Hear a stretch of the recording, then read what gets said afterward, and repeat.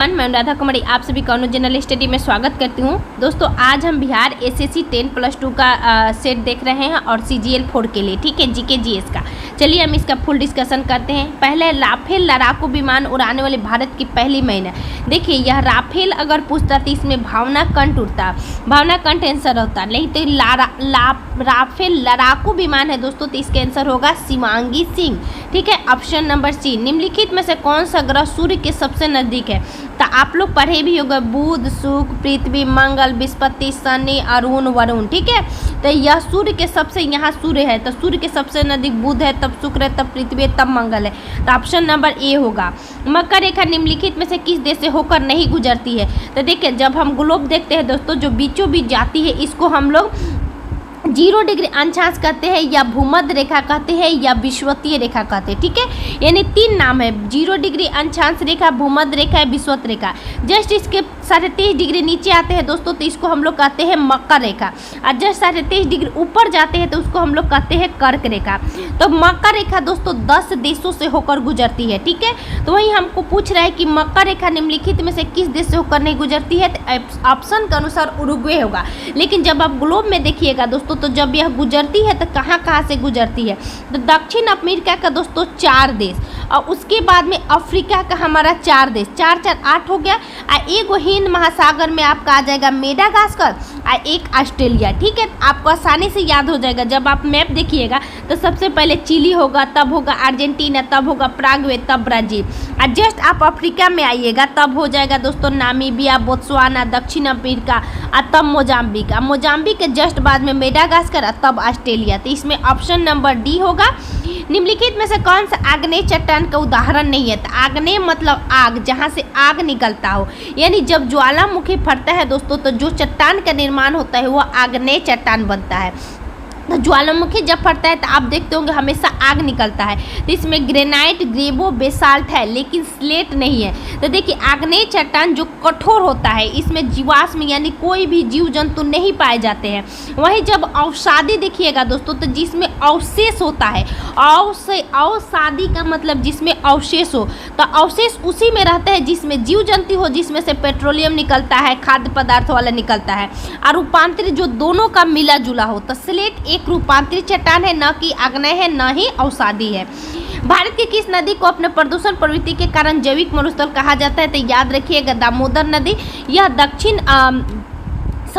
यह पश्चिम बंगाल का नदी है दामोदर नदी, इसको अभिशाप नदी भी कहा जाता है। तो ये जैविक मरुस्थल का इसके मतलब गंदगी के कारण।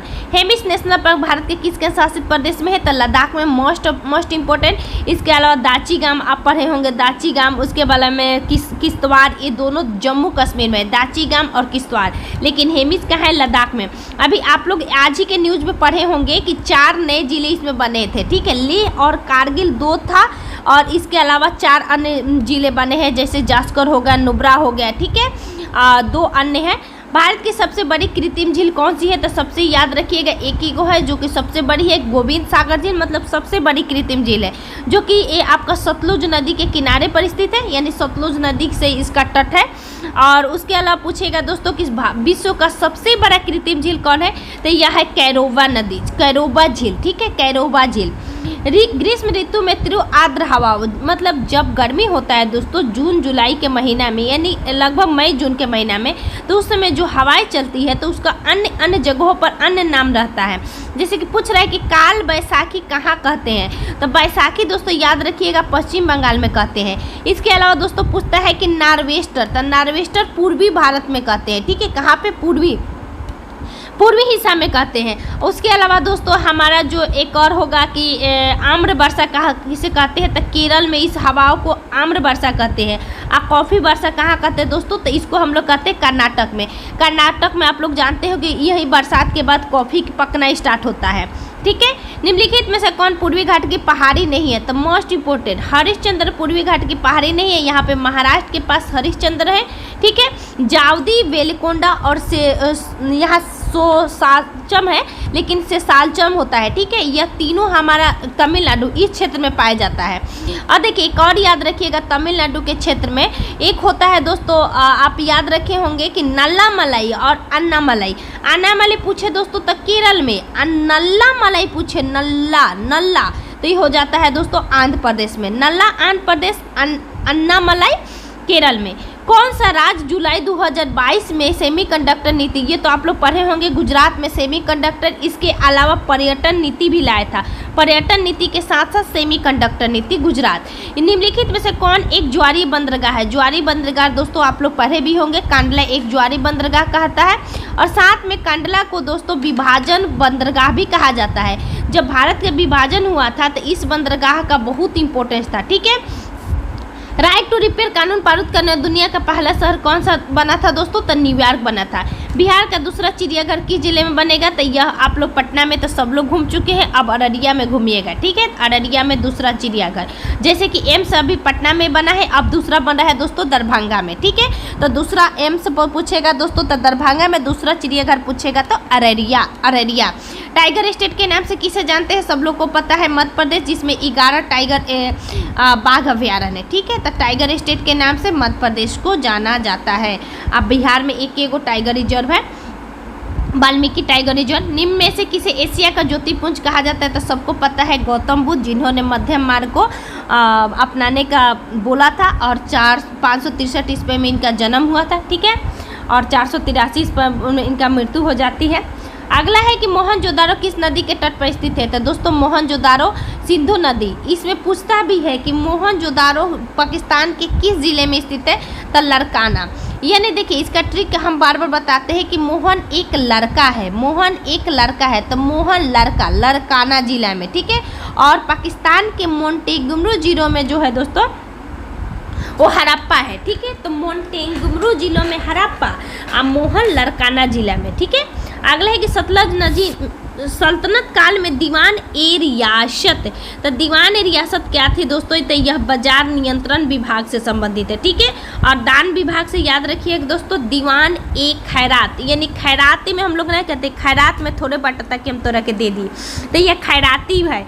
तो खैरात किसमें बोलते हैं? दान के लिए, ठीक है। और दीवान ए रियासत, रियासत में क्या है? बाजार नियंत्रण, यानी रियासत को नियंत्रण करना है। और कृषि विभाग में जो आप लोग पढ़े होंगे, जो हमारा पागल बोला जाता है मोहम्मद बिन तुगलक को, कृषि विभाग के लिए दीवान को ही उन्होंने ही लाया था। बीजापुर में गोल गुंबज किसका मकबरा है? तो सबको पता है मोहम्मद आदिल शाह का। बीजापुर का गोल गुंबज 1686 ईस्वी में बना था दोस्तों। अगला कि वांडीवास के युद्ध अंग्रेजी के सेना का नेतृत्व किसने किया था? तो देखिए 2 युद्ध याद रखिएगा, एक वांडीवास और एक होता है वेदरा, ठीक है। तो वेदरा का युद्ध पहले, वांडीवास के युद्ध पहले हुआ था कि वेदरा? तो पहले वेदरा हुआ था 1759 ईस्वी में दूसरा, और 1760 ईस्वी में वांडीवास हुआ था। तो 1759 ईस्वी में जो युद्ध हुआ था दोस्तों, इसमें हमारा पुर्तगाली और अंग्रेज के बीच हुआ था, जिसमें पुर्तगाली को खदेड़ दिया गया। और वांडीवास के युद्ध दोस्तों रूस और अंग्रेज के बीच हुआ था, ठीक है। सॉरी, फ्रांस और अंग्रेज के बीच हुआ था, जिसमें फ्रांस, ये वांडीवास के युद्ध ही आप लोग कर्नाटक के समय पढ़िएगा, कर्नाटक की युद्ध भी जो होता है वांडीवास के युद्ध से ही संबंधित है। तो 1760 ईस्वी में वांडीवास के युद्ध में फ्रांसीसी की हार हो जाती है और अंग्रेज जीत जाती है, और 1759 ईस्वी में पुर्तगाली की हार हो जाती है, यानी दोनों जो प्रभुत्व स्थापित कर चुके थे भारत में, ये दोनों की हार हो जाती है, ठीक है। और इनका पत्ता कट जाता है। तब पूछ रहे हैं कि वांडीवास के युद्ध में अंग्रेजी सेना का नेतृत्व किसने किया था? तो सर आयरकुट। आप पूछेगा फ्रांसीसी सेना का, तो काउंटर डी लाली, फ्रांस का काउंटर डी लाली। निम्न में से किसने कांग्रेस से अलग होकर पृथक कांग्रेस राष्ट्रवादी दल का गठन किया? मोस्ट इंपोर्टेंट, ये थे मदन मोहन मालवीय। तो कांग्रेस राष्ट्रवादी दल दोस्तों 1920 ईस्वी में इसका गठन होता है, ठीक है। 1921 से संचालित होने लगता है। और यही बाद में पढ़िएगा कि यही कांग्रेस राष्ट्रवादी दल से ही मोतीलाल नेहरू और चित्तरंजन दास निकलेंगे, और जो कि 1923 ईस्वी में स्वराज दल की स्थापना करेंगे, ठीक है। स्वराज दल की स्थापना कब हुआ था? तो 1923 में 1 जनवरी को। बंगाल विभाजन के समय बंगाल का लेफ्टिनेंट गवर्नर कौन था? तो हम हर बार एक ट्रिक देते हैं कि बंगाल विभाजन में बंगाल का लेफ्टिनेंट गवर्नर दोस्तों याद रखिएगा, बंगाल का जब विभाजन होता है 1905 ईस्वी में, और फाइनली जब यह 20 अक्टूबर को 16 अक्टूबर को लागू होता है, 20 जुलाई को घोषणा होता है। तो जब यह दोस्तों लागू होता है तब बंगाल विभाजन का एक अलग से बंगाल का गवर्नर बनता है। तो देखिए फ्रेजर यानी बंदूक के नोक पर बंगाल का लेफ्टिनेंट गवर्नर किसको बनाया जाता है? एंड्रू फ्रेजर को। अब फ्रेजर और ट्रेजर, आप एक ट्रेजर गन सुने होंगे, टिक टिक टिक टिक करके चलता है, तो ट्रेजर से याद रखना गन है बंदूक के नोक पर एंड्रूज फ्रेजर को, ठीक है। और यह पुलिस से भी संबंधित है। अगला है कि किसने कहा था मुझे खुशी है कि कांग्रेस बराबर नीचे की ओर जा रही है क्योंकि यह राजद्रोही संस्था है। मोस्ट इम्पोर्टेंट, आप ध्यान दीजिएगा। यह क्या कह रहा है? एक आप पढ़े हैं कि कांग्रेस एक लड़खड़ाती हुई जा रही है, मेरी दृढ़ इच्छा है कि मैं इसके पतन को अपने आंखों से देखूं, वह अलग चीज़ है। और यह कह रहा है कि मुझे खुशी है कि कांग्रेस बराबर नीचे की ओर जा रही है क्योंकि यह राजद्रोही संस्था है। यह कहा था दोस्तों, ये कहा था लॉर्ड एल्गिन द्वितीय ने। किसने कहा था? लॉर्ड एल्गिन द्वितीय ने, ठीक है, ध्यान दीजिएगा। यह शब्द कहा था। वहीं कर्जन कहे थे लड़खड़ाती हुई जा रही मेरी दृढ़ इच्छा है कि मैं इसके पतन को अपने आंखों से देखूं। इसके अलावा लॉर्ड एल्गिन द्वितीय ने ही कहा था कि कांग्रेस एक विरोधी संस्था है, ठीक है, और इसको तलवार के बल पर जीता गया है, ठीक है। किसने? एल्गिन द्वितीय ने। 2 शब्द एल्गिन द्वितीय ने कहा था।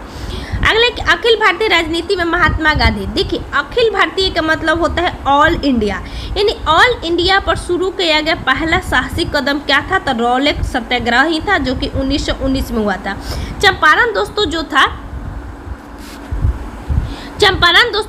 ये चंपारण हमारे प्यारे दोस्त याद रखिएगा कि इसका खासियत ये था कि ये बिहार के क्षेत्र में ही लागू हुआ था, जो कि बाद में एक बहुत ही बड़ा स्वरूप ले लेता है, लेकिन ये अखिल भारतीय स्तर पर बाद में रूप लेता है, पहले नहीं। निम्न में से किसने अंडमान निकोबार द्वीप समूह को क्रमशः शहीद द्वीप एवं स्वराज द्वीप का नाम रखा था? तो सभी को पता है स्वराज द्वीप एवं शहीद द्वीप सुभाष चंद्र बोस के नाम पर रखा गया था, जो कि वर्तमान में इसका नाम भी चेंज हुआ था। किस सिद्धांत के अनुसार बुरी मुद्रा अच्छी मुद्रा का प्रचलन से बाहर कर देती है? आप लोगों को भी पता है कि बुराई कभी भी अच्छाई के आगे टिक नहीं पाती है, तो इसलिए बुरी मुद्रा अच्छी मुद्रा को जो प्रचलन में लाती है वह ग्रेशम के नियम, ग्रेशम, ठीक है। अगला एक निम्नलिखित में से किसे विश्व बैंक के उदार ऋण देने वाली खिड़की कहा जाता है? तो याद रखिएगा आईडीए जो होती है दोस्तों विश्व बैंक को यह एक बहुत ही सॉफ्ट ऋण देती है और इसको उदार ऋण भी कहा जाता है, यानी अंतर्राष्ट्रीय विकास बैंक। आप लोग IMF और IBRD जिसको हम लोग विश्व बैंक भी कहते हैं, यह बाद में यही विश्व बैंक के नाम से बन जाता है, तो इसको हम लोग जुड़वा संस्था भी कहते हैं दोस्तों, क्योंकि दोनों के स्थापना एक ही साथ हुआ था फ्रैंकफर्ट संधि के तहत, ठीक है। सकल घरेलू उत्पादन एवं सकल राष्ट्रीय उत्पादन में क्या अंतर है? तो देखिए सकल घरेलू मतलब जो हमारे घर में आ रहा है, यानी कैसे आ रहा है, देश के बाहर से आ रहा है, देश के अंदर से ही आ रहा है, देश के वासियों कहाँ से ला रहा है, ये सब होता है सकल घरेलू। लेकिन सकल राष्ट्रीय मतलब राष्ट्र के अंदर कैसे आ रहा है, मतलब तो ये होता है दोस्तों शुद्ध होता है, राष्ट्र में सिर्फ हमारे देश के लोगों के द्वारा कितना लाया जा रहा है, ना कि विदेश से। तो इसमें विदेश को जब हटा दिया जाता है दोस्तों तो वो हो जाता है राष्ट्रीय, ठीक है। और जब इसमें विदेश से भी, मान लीजिए कि भारत से भी हम लाए, विदेश से भी लाए, चाहे जहाँ से भी लाए, हमारे देश की उन्नति हो रही है, तो ये हमारा कहलाता है सकल घरेलू उत्पादन, यानी घर में किसी प्रकार आ जाए, लेकिन राष्ट्रीय में होता है कि नहीं, केवल हमारा राष्ट्र के तहत होते, ये होता है। इसमें बेसिक अंतर है कि विदेशों से प्राप्त शुद्ध आय इसमें से हट जाता है, ठीक है, और इसमें विदेशों से प्राप्त शुद्ध आय जुड़ जाता है। एक वर्ष में किसी देश के सामान्य निवासियों या उनकी संपत्ति द्वारा उत्पादित सभी अंतिम सेवाओं के मूल्य हो, चाहे वे घरेलू राज्य क्षेत्र के भीतर परिचालित हो या बाहर, क्या कहते हैं, यानी बोर्ड है कि एक साल के अंदर अंतिम वस्तुएं एवं सेवाओं के मूल्य को क्या कहते हैं? तो इसकी परिभाषा ही होती है जीडीपी की परिभाषा होती है कि एक साल के अंदर उत्पादित अंतिम सभी वस्तुएं एवं सेवाओं के मूल्य को ही हम लोग जीडीपी कहते हैं, ठीक है। ये सम्मिलित करना है। जी मार्कोनी ने किसको खोजा था? तो रेडियो को। जे एबियर्ड ने टेलीविजन को। अलेक्जेंडर ग्राहम बेल ने टेलीफोन को। थॉमस अल्वा एडिसन ने ग्रामोफोन को। यानी 1 2 3 4 सही है, ऑप्शन नंबर ए। उष्मागति के रूप में कार्बन का सर्वाधिक अस्थायी रूप कौन सा है? तो मोस्ट इंपोर्टेंट दोस्तों कार्बन का अस्थायी रूप ग्रेफाइट है। कार्बन का दोस्तों 3 आप लोग अभी रूप पढ़ रहे होंगे, हीरा, ग्रेफाइट, फ्लोरीन, जिसको फ्लोरीन हम लोग C60 यानी इसको फुटबॉल के जैसा आकार में बताया गया है, इसको C60 इसका क्या होती है, समस्थानिक होती है कार्बन का। और ग्रेफाइट जो होती है दोस्तों हमारा क्या है, अस्थायी रूप है। ठीक है, निम्नलिखित में से किस राशि का मात्रक नहीं है, तो दो आप पढ़ते होंगे, एक विकृति और एक दो होती है आपेक्षिक घनत्व, जिसका अपना मात्रक नहीं होता है। ठीक है, प्रतिबल का मात्रक होती है बल बटा क्षेत्रफल, यानी इसका होता है दोस्तों बल बटा क्षेत्रफल, बल का भी होता है, संवेग का भी होता है, लेकिन विकृति और आपेक्षिक घनत्व का कोई मात्रक नहीं होता है। जल में अस्थायी कठोरता किसकी उपस्थिति के कारण होती है दोस्तों, तो देखिए अस्थायी और अस्थायी। अस्थायी में दोस्तों याद रखिएगा कि सोडियम एवं पोटेशियम के सल्फेट एवं क्लोरीन। ठीक है, अब वहीं अस्थायी का है दोस्तों, तो कैल्शियम एवं मैग्नीशियम के बाइकार्बोनेट या कार्बोनेट की उपस्थिति के कारण होता है। ठीक है, तो अस्थायी में मैग्नीशियम में कैल्शियम के बाइकार्बोनेट या कार्बोनेट, लेकिन अस्थायी में सोडियम एवं पोटेशियम के सल्फेट या क्लोरेट। ठीक है, मरीजों के पेट के अंदर परीक्षण हेतु डॉक्टरों द्वारा प्रयुक्त किया गया इंडोस्कोप किस सिद्धांत पर आधारित होती है, तो इंडोस्कोप में आप देखते होंगे कि मुंह से डायरेक्ट पाइप घुसाया जाता है, अंदर पेट में जाके हिलाकर और उसमें से जांच किया जाता है। तो यह होता है दोस्तों पूर्ण आंतरिक परावर्तन, क्योंकि हमको चारों तरफ देखना है एक पाइप के माध्यम से। ठीक, एक परमाणु के केंद्र को धनावेशित हिस्सा क्या कहलाता है, तो सबको पता है परमाणु के केंद्र में धनावेशित हिस्सा होता है दोस्तों, ये धनावेशित हिस्सा कह रहा है। तो इसमें होता है नाभिक में हमारा प्रोटॉन और क्या होता है, इलेक्ट्रॉन होता है, प्रोटॉन और न्यूट्रॉन होता है, और इलेक्ट्रॉन तो हमारा निगेटिव होता है, और पॉजिट्रॉन में प्रोजिट्रॉन वो भी नहीं होगा। ठीक है, अगला है कि नीलम यानी रूबी, जिसको हम लोग कहते हैं दोस्तों नीलम, उसका रासायनिक सूत्र क्या है, तो Al2O3। एम्फीबिया मतलब दोस्तों जिसको हम लोग उभयचर कहते हैं, जो फुदुक के चलता है, यहाँ, जैसे कि आप मेढक देखते होंगे वो फुदुक के चलता है। तो जल और स्थल दोनों पर रहने वाले जीव को हम लोग एम्फीबिया कहते हैं। जैसे कि आपको पता है कि कुछ दिनों तक मेढक क्या होती है, वह धरती के नीचे चली जाती है और बरसात के दिनों में बाहर आ जाती है। निम्नलिखित में से किसमें लिंग गुणसूत्र नहीं होता है, तो छिपकली में दोस्तों लिंग गुणसूत्र नहीं होता है। मनुष्य के शरीर में पसलियों की संख्या कितनी होती है, तब 12 जोड़ी, सभी को पता है।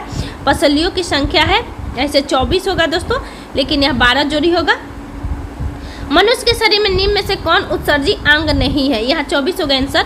उत्सर्जी अंग नहीं है, देखिए ब्रीथ भी उत्सर्जन करता है दोस्तों, त्वचा भी आप देखते होंगे कि पसीना का उत्सर्जन करता है, यकृत भी उत्सर्जन करता है, लेकिन हार्ट उत्सर्जन नहीं है, यह अवशोषी अंग है, यह अवशोषित करता है रक्त को और इसका क्या करता है, शुद्धिकरण करता है। तो हृदय अवशोषी अंग नहीं, अवशोषी अंग है, ना कि उत्सर्जी अंग। किसी निकाय के दो संलग्न भागों के बीच तापांतर के कारण ऊष्मा का स्थानांतरण, जिसे उस निकाय के माध्यम से ऊर्जा का प्रभाव उस निकाय के कणों को विस्थापित किए बिना कहलाता है। बोल रहा है कि एक वस्तु है दूसरी वस्तु है, हम इस पर ये दूसरी वस्तु को रख दिए, तो इसमें किसी भी निकाय मतलब बीच में कुछ नहीं है और इसके स्थानांतरण के बिना ही ऊष्मा का प्रभाव हो रहा है, तो उसको क्या कहते हैं, तो चालन विधि होता है दोस्तों। जैसे कि हम लोग टेबल पर चाय को केतली रख देते हैं, तो चाय की केतली ठंडा हो जाती है, क्योंकि यह टेबल जो होती है दोस्तों इसमें से कुछ ऊष्मा का क्या होता है, प्रभाव करने लगता है। ठीक है, तो इसमें किसी प्रकार का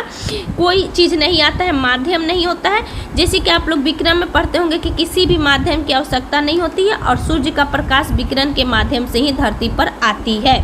निम्नलिखित में से कौन मध्यकान की हड्डी है, तो मेलियस, इनकस, स्टेपिस, तीनों हड्डी है उपरोक्त में से सभी। गर्भनाल में कितनी धमनी होती है दोस्तों, तो 3। गर्भनाल जो होती है ना औरत की, उसमें 3 धमनियाँ होती है, 2 अशुद्ध वाला होती है और 1 शुद्ध वाला होती है, यानी 2 धमनी होता है, 1 सिरा होता है। ठीक है, ध्यान रखिएगा। सौर विकिरण की सबसे महत्वपूर्ण भूमिका है, तो सौर विकिरण की सबसे महत्वपूर्ण भूमिका जल है। जल हम लोगों के लिए सबसे महत्वपूर्ण होती है, इसलिए सौर विकिरण जल से ही संबंधित है।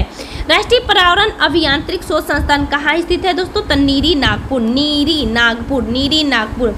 बिहार में शुरू हुए व्यक्तिगत सत्याग्रह के पहले सत्याग्रही, तो सबसे पहले सत्याग्रही पूछे दोस्तों तो डॉक्टर श्री कृष्ण सिंह, दूसरा डॉक्टर अनुग्रह नारायण सिंह। वह इंडिया स्तर पर यानी भारत स्तर पर देखते तो सभी को पता है कि पहले विनोबा भावे थे, दूसरा JL नेहरू थे और तीसरा ब्रह्मदत्त, यानी पहला विनोबा भावे, दूसरा जवाहरलाल नेहरू, तीसरा ब्रह्मदत्त। और बिहार में पहला श्री कृष्ण सिंह, दूसरा अनुग्रह नारायण सिंह।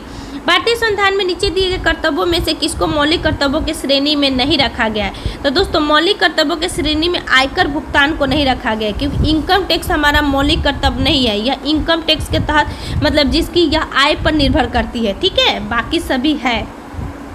निम्नलिखित प्रावधानों में से किसके अंतर्गत प्रत्येक पंचायत में अनुसूचित जाति अनुसूचित जनजाति का आरक्षण, देखिए एससी हो, एसटी हो, चाहे महिला आरक्षण हो या किसी प्रकार का आरक्षण हो पंचायत में, वह उसका जी अनुच्छेद 243 के डी में है, 243 के डी। अब 5 में पंचायत यानी 5 वर्ष का कार्यकाल है।